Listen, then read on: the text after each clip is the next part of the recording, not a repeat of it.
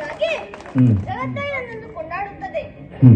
ಕಾರಣ ಶಾಂತವಾದ ತಿಳಿಯಾದ ಹಾಯ ಸಮುದ್ರದಿಂದ ಪ್ರಪಂಚಕ್ಕೆ ಪ್ರಯೋಜನವನ್ನು ಉಂಟು ಮಾಡುವ ಕಾಮಧೇನು, ಕಲ್ಪವೃಕ್ಷ ಮುಂತಾದ ಸುವಸ್ತುಗಳು ದೊರೆತಿದೆ. ಅಂತಹ ಸಮುದ್ರದಲ್ಲಿ ಸ್ಥಿತಿಯನ್ನು ಕಾಯ್ದುಕೊಳ್ಳಲು ನಾನು ಯಾವ ನಿದ್ರೆಯಲ್ಲಿ ಇದ್ದೇನೆ. ಅಜ್ಞಾನವನ್ನು ತಡೆದು ಹಾಕಿ ಜ್ಞಾನವನ್ನು ನೀಡುವೆನು. ಹಾಗಾಗಿ ನನ್ನನ್ನು ನಾರಾಯಣ ಎಂದು ಕರೆಯುತ್ತಾರೆ. ಈ ಚರಾಚರ ಪ್ರಪಂಚವನ್ನು ಸೃಷ್ಟಿ ಮಾಡಿದ್ದು ಸತ್ವರಜತಮ ಎನ್ನುವ 3 ಗುಣಗಳ ಆಧಾರದ ಮೇಲೆ. ರಜೋಗುಣಕ್ಕೆ ಬ್ರಹ್ಮ, ತಮೋಗುಣಕ್ಕೆ ಈಶ್ವರ, ಸತ್ವಗುಣಕ್ಕೆ ಅಭಿಮಾನಿಯಾಗಿ ವೈಕುಂಠದಲ್ಲಿ ಹರಿ ಎನ್ನುವ ಅಭಿಧಾನದಿಂದ ಕಂಗೊಳಿಸುತ್ತಾ ಇದ್ದೇನೆ. ಮುಂದೇನು ಎನ್ನುವ ನಿರೀಕ್ಷೆಯಲ್ಲಿ ಇರುವಾಗ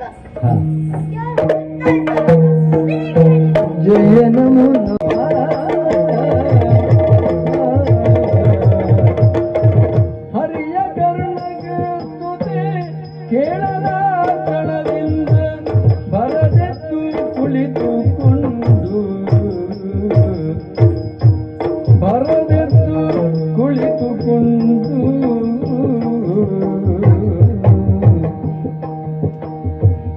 ಸುರಮುನಿಪನೆಗೆ ಕಲಮುಖಿ ಬುದ್ಧ ನಿಂದಿಗ ಸುರಮುನಿಪನೆಗೆ ಕಲಮುಖಿ ಬುದ್ಧ ನಿಂದಿಗ ಕರನಗಣಿಂತೆಂದ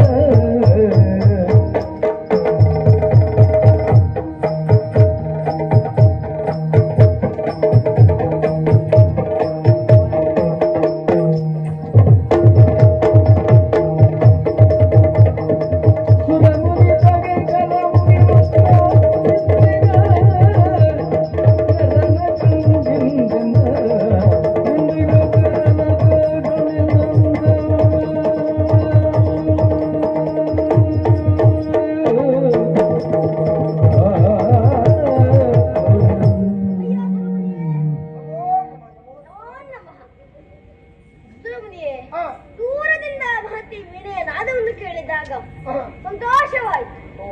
ಹಾಗೆಯೇ ಆಶ್ಚರ್ಯವೂ ಆಯಿತು.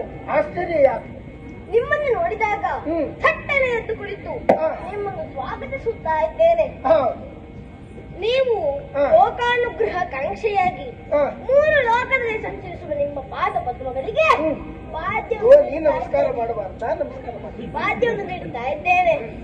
ಸದಾ ಬೇಸರವಿಲ್ಲದೆ ಮಹತಿ ವೀಣೆಯನ್ನು ನುಡಿಸಿ ಲೋಕಕ್ಕೆ ಸಂತೋಷವನ್ನು ಉಂಟು ಮಾಡುವ ನಿಮ್ಮ ಕರಗಳಿಗೆ ಅರ್ಘ್ಯವನ್ನು, ಆಚಮನವನ್ನು ಮತ್ತು ತರ್ಕಾದಿಗಳನ್ನು ನೀಡುತ್ತಾ ಇದ್ದೇನೆ. ಸ್ವೀಕರಿಸಬೇಕು.